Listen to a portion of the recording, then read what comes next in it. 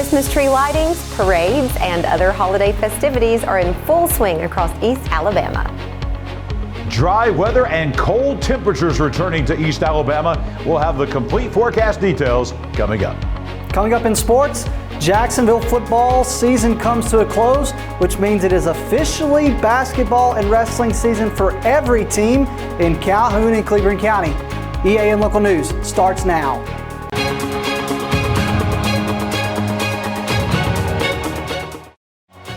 This segment of EAN Local News is brought to you by WM Grocery, located in Heflin, Wadowee, Roanoke, and in Piedmont.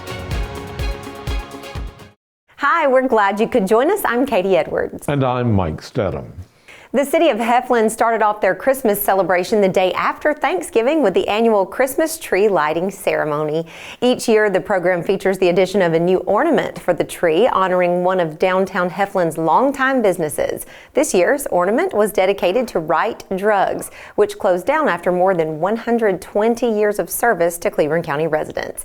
Family member Ann Wright talked to EAN News about the honor. On behalf of the Wright family, who has been here their entire life, Gary and Pete, we appreciate this so much, the recognition that it gives to the family and to the business that we've had in this little city since 1902. It's a real special moment for us. Thank you so much to the city of Heflin. The city of Jacksonville also held its annual Christmas tree lighting this evening, and they're making plans for the city's Christmas parade starting Thursday evening at 6:30. The parade route kicks off at Pelham Plaza just across from Johnson's and proceeds north on Pelham Road, winding up at the Houston Cole Library on the Jacksonville State University campus. The parade will feature festive floats, marching bands, and perhaps a surprise appearance from Santa Claus himself. Meanwhile, Anniston is still accepting applications from groups that want to take part in the Downtown Anniston Christmas Parade next Tuesday. This year's parade theme is Christmas Around the World. The parade is scheduled to begin December 5th at 6:30 p.m. at the Anniston Meeting Center. It'll progress down Noble Street. The parade grandstand will be located at 12th and Noble, right across from the old federal courthouse building that's now being renovated to house City Hall. There will also be bleacher seating available for the public at the same intersection. Food trucks will be set up at 12th and Noble parking lot behind the grandstand. Pictures with Santa will be available once the parade ends inside Classic on Noble. When we come back, Anniston is getting ready to redistribute residents in its 4 voting wards. Since 1993, WM Grocery has been a major part of our local community. WM offers the very best in fresh produce and an outstanding meat department. WM also has many local products not found anywhere else and fresh sushi every day. If you need an event catered, come see Mrs. K at any WM store. Curbside pickup is also available for your online grocery orders. Be sure to download the WM app for all the deals of the week and shopper rewards. Go check them out today at any of their locations. We take pride in our community and appreciate your business. This segment of EAN Local News is brought to you by Oxford Lumber. Come visit any of our locations in Oxford, Jacksonville, Talladega, and Roanoke. Once every 10 years, the city of Anniston undergoes a redistricting process based on the latest census report. The 2020 census showed that Anniston's population was 21,564, so each ward should have as close to 1/4 of that population as possible. With a goal of 5,391 people per ward, new district lines were drawn to assure that each voter in each district has the same political weight as possible. With minor deviations from 5,391 are allowed, redistricting must be rooted in race-neutral objectives in order to comply with the Equal Protection Clause of the U.S. Constitution. Boundary lines are drawn using criteria such as preserving compact and contiguous neighborhoods and natural boundary lines such as streams or mountains. The Voting Rights Act also plays a crucial role safeguarding against changes that could adversely affect minority voters. The ward map proposed by the city manager maintains a balance with 2 minority-majority wards, one majority ward, and one ward providing equal opportunities to both minority and majority voters. The city plans to call for public hearings in December to give citizens a chance to comment on these proposed ward boundaries. When we come back, we'll have some safety tips for those of you taking advantage of Cyber Monday sales this evening. For over 60 years, Oxford Lumber has been servicing our area, and our customer service has always been our main focus. Our customer service is what sets us apart from anyone else. From the moment you enter, our highly trained staff will treat you like family. To enthusiastically provide total customer satisfaction within a positive and self-fulfilling employee relations environment. Visit us at any of our 4 locations or at oxfordlumber.com.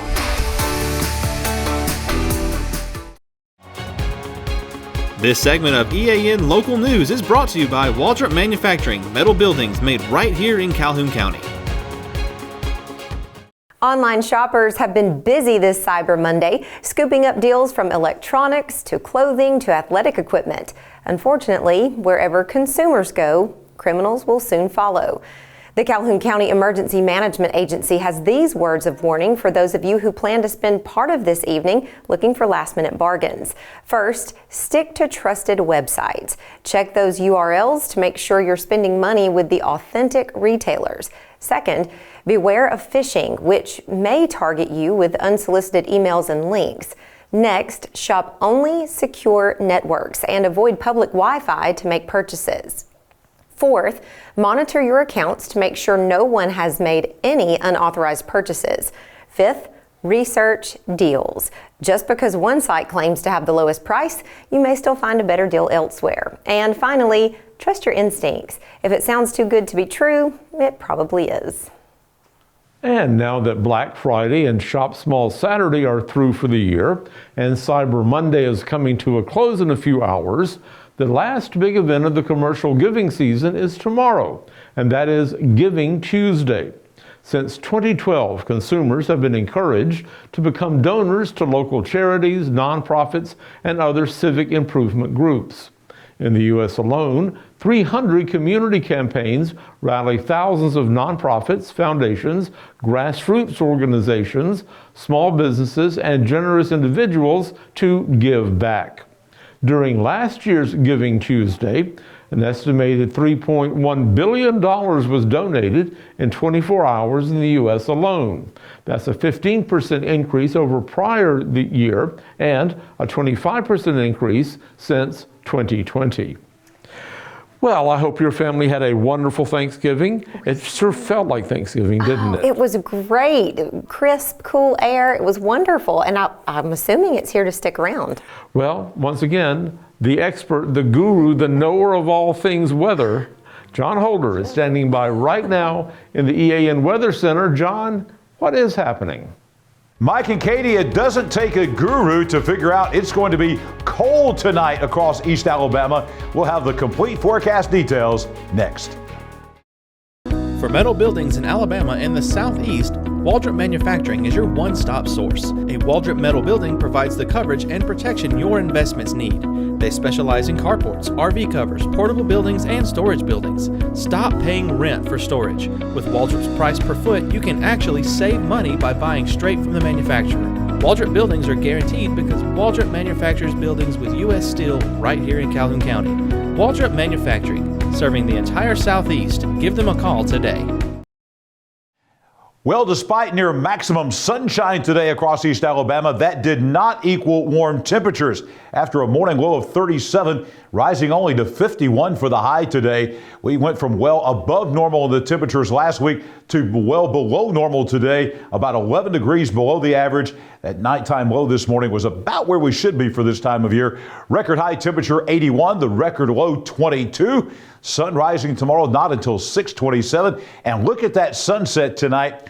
4:36, really not tonight, this afternoon, very early sunset time. Weather on your street on a Monday night, going to take you out to Crimson Tide Drive in Piedmont. That's a real place out in Vigo, east of Piedmont. I even know the folks who live out there. Let me tell you, it's going to be mostly clear and cold. 27 degrees is no doubt. They are continuing to celebrate after what happened this weekend out on Crimson Tide Drive in Piedmont. It'll be a cold celebration, though. Coming up tomorrow, going to take out to Sprague Avenue in Sachs. Sunny and cool again tomorrow, despite maximum sunshine. Much like today, the high tomorrow only 52 degrees, about 10 degrees below the average on your Tuesday. And for the rest of the week, a couple of things to note here. First thing is we're going to be dry all the way until Friday. The next thing is out on Bridge Street in Edwardsville in Cleburne County, we're going to see temperatures gradually begin to rise. We'll be in the 50s, but by the end of the work week, we're going to be in the 60s across East Alabama. Pretty good week coming up in the mountains up in Edwardsville in Cleburne County. 7-day forecast, you're going to see temperatures rising by about 5 degrees every day. 52 tomorrow, 5 degrees warmer on Wednesday at 57, 5 degrees warmer on Thursday at 62. All three of those days will be dry. We'll see some clouds coming back into the forecast late in the day on Thursday, but it looks like the rain is going to hold off until after midnight. Right now, this could change on the timing. It looks like our rain chances are going to be from midnight Thursday night to about lunchtime on Friday. A 70% chance of rain on Friday. It's going to be warm, the high at 65 degrees, but we think the rain will be out of here for Friday and for Friday night for any weekend activities you may have coming up. Rain chances come back into the forecast on Saturday. It remains warm, a 40% chance of a shower. Then another healthy chance of rain on Sunday, a 60% rain chance. We continue with highs in the mid-60s. By next week, we'll be in the upper 60s with another chance of rain on Monday. Those nighttime lows rising as well. And from that time period of midnight Thursday night all the way through Sunday night, we could see a total of 2 to 3 inches over a 3 or 4 day period. That will do a lot to alleviate the drought situation across East Alabama. The rain that we had yesterday did not alleviate the drought situation at all. From 7 o'clock on Sunday morning to 7 o'clock this morning, we only had about 1/10 of an inch of rain here in Cleburne and Calhoun County. Some areas did not even really see measurable rainfall. So even though it was a wet and damp day yesterday, as far as the rainfall totals, they were very light, and we did not do anything to alleviate the drought with the rain yesterday. Hopefully that's going to change as we move into the weekend. I'll be back here tomorrow morning at 6 a.m. for your breakfast and morning forecast. And right now, we're going to talk about the last hope for a state championship here in high school football in Calhoun County. Their season ending on Saturday. Namath Pitts has the story now in sports. Thanks, John. Calhoun County football is officially over, and the Jacksonville Golden Eagles lost to Montgomery Catholic Knights this past Friday night. The impact the senior group made is one that won't be forgotten, though. In his final high school game, Jim Uggles, you see right there, number 4, surpassed more than 3,000 career passing yards as the quarterback went 16 for 29 with 163 yards and 2 touchdown passes. He'll end his high school career as one of the most prolific passers in Calhoun County football history. He will continue his football career as he plays college football at the University of Troy. Along with Jim Uggles, Kedrick Fisher and the rest of Jacksonville seniors did all they could last Friday night. Kedrick Fisher had a 12-yard touchdown reception. Receiver Monte Sinclair led the team with 79 receiving yards. And the Golden Eagles defensive seniors each provided some highlights against a surging Montgomery Catholic offense. The Golden Eagles playoff run made history for the program, with this year's team being just the second in program history to make it to the 3rd round of the state playoffs. Clint Smith said that he credits the chemistry with the team seniors for spending a lot of days together.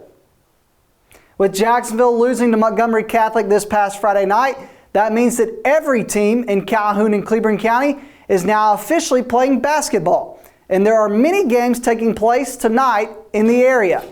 The first game is the Anniston Bulldogs at the Fort Payne Wildcats.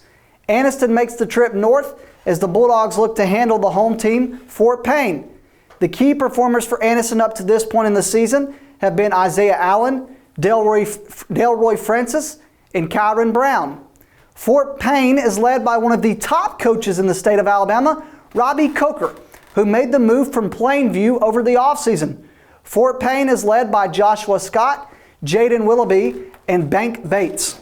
Girl-wise, the Bulldogs will overmatch Fort Payne. The Bulldogs are flawless up to this point in the season, led by Takeria Smith, Serena Hardy, Akayla Perry, Kiara Thomas, and Jada Fomby. The next game we preview is the Moody Blue Devils at the Donahoe Falcons. Donahoe has really struggled to start the season, but competition has been fairly good for the Falcons, and Donahoe is set to host two really good Moody teams. The Blue Devil boys finished last season 19-13 with their first ever appearance in the Sweet 16 of the Alabama State playoffs. And the Blue Devil girls finished last season 18-8 with a trip to the Alabama State playoffs. The Falcons will continue with another tough task tonight at home in both games. It's no secret that White Plains boys and Pleasant Valley Raiders is going to be a good one. The White Plains boys are as talented of a team that Chris Randall has had at White Plains. They make the trip to Pleasant Valley tonight to face the Raiders. White Plains boys are really centered around Josh Wheeler, Silence Hines, and Ethan Turner. And for the girls, unfortunately, they just lost Isabella Higgins to a torn ACL, but they still have veterans in Cooper Martin, Cassidy Arnold, and Aubrey Macon. White Plains will look for the sweep tonight at Pleasant Valley. The Ohatchee boys and girls are set to host Asheville. Ohatchee boys are in their first season under new head coach Kyle Wilson, and he's still looking to get his team on the track of consistent winning. But Colby Hester and Jake Robertson have looked really good early for the Indians. For the Lady Indians, the question was, how do you replace Crook, who was one of the greatest to ever put on the uniform for Ohatchee? But Ohatchee opened life without Jordan Crook, and with first-year head coach Aaron Jackson, they were victorious. Lindsey Zurchin and Kiana Garber have shown flashes of talent. Asheville makes the trip to the Creek Bank tonight in what's going to be a good one. It's an early season rematch for the Jacksonville Golden Eagle boys and girls who host Springville.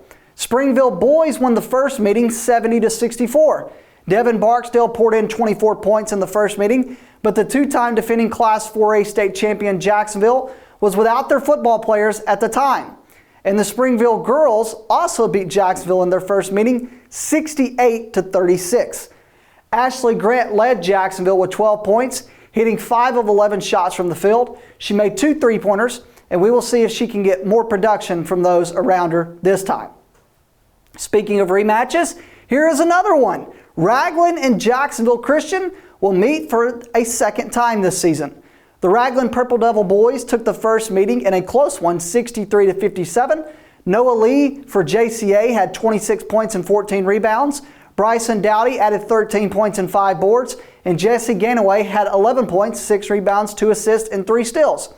But Raglan had given them their first loss of the season after JCA started off 6-0. For Jacksonville Christian girls, they actually beat Raglan 38-31 in their first meeting. Addie Lee paced Jacksonville Christian with 18 points, and Sophie Williams added 8. Skylar Addison was the leader for Raglan with 11 points. Our final game of the night is Cedar Bluff at Piedmont. Cedar Bluff has tried their luck a couple times against Calhoun County, but has not been able to find success quite yet. They try again tonight against the Bulldogs of Piedmont. This Bulldogs team is a bit of a mystery. With Odom now starting at Jacksonville State and with his father stepping down as well, there's a lot of question marks. Those question marks continue as Raleigh Pinto is out with an injury. So Chance Murphy seems to be the staple that is returned for the Bulldogs at this point. And for the Lady Bulldogs, they're looking to do much of the same after an off-season turnover, but they are led by a former state champion coach in Morrow who led Jacksonville boys to their first state championship a couple years ago. That's all the basketball action. That's it for EA and Local Sports. Let's go back over to Mike and Katie. And thanks for that update, Namath. We thank you for watching today.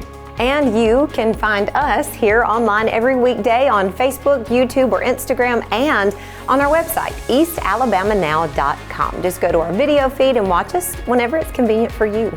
We'll see you back here Tuesday for your news on your schedule.